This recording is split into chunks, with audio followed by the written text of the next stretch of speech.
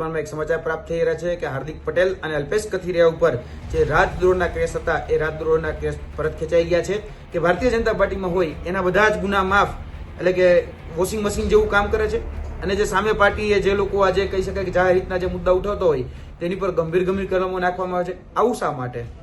એક સમયે ગુજરાતના પૂર્વ મુખ્યમંત્રીએ હાર્દિક પટેલને સાયકો કહ્યા હતા, પરંતુ સમય બદલાતા વાર નથી લાગતી. આજે સુરતની સેશન્સ કોર્ટે હાર્દિક પટેલ સહિત અન્ય પાટીદાર નેતાઓને રાજદ્રોહના ગુનામાંથી મુક્તિ આપી છે, કેમ કે સરકારે જ કેસ પરત ખેંચવાની અરજી દાખલ કરી હતી અને જેને કોર્ટે ગ્રાહ્ય રાખી છે. તો આવો જાણીએ શું છે સમાચાર. નમસ્કાર, જમાવટ સાથે હું છું પાર્થ.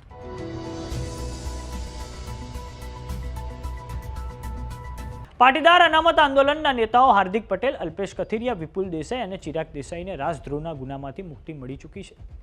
સુરતની સેશન્સ કોર્ટે પાટીદાર અનામત આંદોલન દરમિયાન નોંધાયેલા રાજદ્રોહના કેસમાંથી હાર્દિક પટેલ સહિતના તમામ નેતાઓને હવે મુક્ત કરવાનો મહત્વપૂર્ણ નિર્ણય કર્યો છે. સુરતના અમરોલી પોલીસ સ્ટેશનમાં પાટીદાર અનામત આંદોલન વખતે રાજદ્રોહનો ગંભીર ગુનો આ નેતાઓની સામે નોંધાયો હતો, જે બાદ સરકારે કેસ પરત ખેંચવાની અરજી દાખલ કરી હતી, જેને સુરતની સેશન્સ કોર્ટે ગ્રાહ્ય રાખી છે. પાટીદાર આંદોલન દરમિયાન કેટલાક નિવેદન અને પ્રવૃત્તિઓને લઈને સુરતમાં હાર્દિક પટેલ સહિતના નેતાઓ સામે રાજદ્રોહનો ગુનો નોંધવામાં આવ્યો હતો અને આ કેસ ઘણા વર્ષોથી કોર્ટમાં ચાલી રહ્યો હતો અને સમયાંતરે તેની સુનાવણી થતી રહી હતી. અને આ મામલે આરોપીઓ સતત દલીલ કરતા હતા કે તેમના પર લગાવવામાં આવેલા આરોપો રાજકીય અને આંદોલન સાથે જોડાયેલા છે, જેમાં કોઈ દેશદ્રોહીની પ્રવૃત્તિ કરવામાં નથી આવી. કોર્ટમાં આ મામલે હાર્દિક પટેલ અને અન્ય આરોપીઓ વતી એડવોકેટ યશવંતસિંહ વાળાએ કાયદાકીય રજૂઆતો કરી હતી અને સરકારના નિર્ણય અને કોર્ટની મંજૂરી બાદ લાંબા સમયથી ચાલી રહેલી રાજદ્રોહની કાયદાકીય પ્રક્રિયાનો આખરે હવે આજે અંત આવ્યો છે. રાજકીય દ્રષ્ટિએ પણ આ નિર્ણય ખૂબ મહત્વનો માનવામાં આવી રહ્યો છે. હાર્દિક પટેલ હાલ વિરમગામના ભાજપના ધારાસભ્ય તરીકે ફરજ બજાવી રહ્યા છે. તેમના પર ચાલી રહેલા રાજદ્રોહના કેસનો અંત આવવાથી તેમની રાજકીય કારકિર્દી પર પડેલો કાનૂની ડાઘ હવે દૂર થયો છે અને સાથે જ પાટીદાર આંદોલન સાથે જોડાયેલા અન્ય નેતાઓને પણ હવે આ નિર્ણયથી ખૂબ મોટી રાહત મળી છે.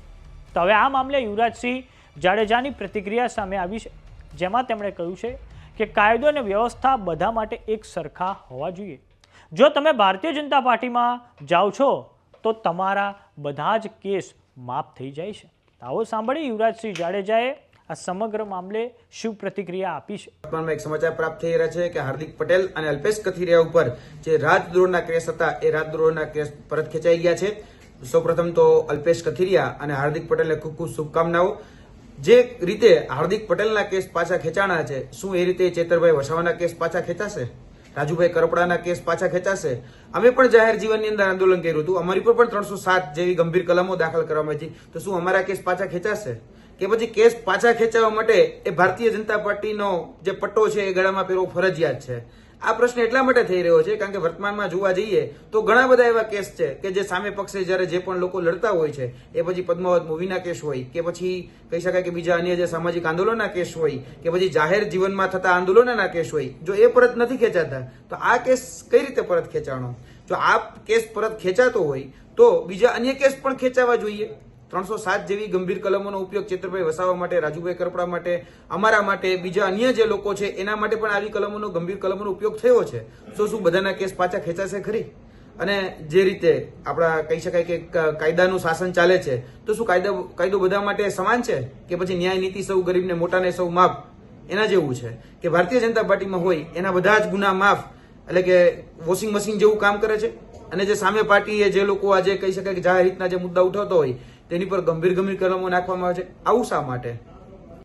વાત કરીએ હાર્દિક પટેલની, તો તેમણે 2015માં પાટીદાર અનામત આંદોલન શરૂ કર્યું હતું. 2019માં તેઓ કોંગ્રેસમાં જોડાયા હતા અને આ પછી 2020ના વર્ષમાં તેમણે ગુજરાતમાં કોંગ્રેસના કાર્યકારી તેમને પ્રમુખ બનાવવામાં આવે છે અને આ પછી તેમણે 2022ના વર્ષમાં કોંગ્રેસને બાય બાય કરીને ભારતીય જનતા પાર્ટીનો ખેસ ધારણ કર્યો હતો. તે પછી તેઓ 2022ની વિધાનસભાની ચૂંટણીઓ વખતે વિરમગામ બેઠક પરથી MLA પદે ચૂંટાઈને આવ્યા છે.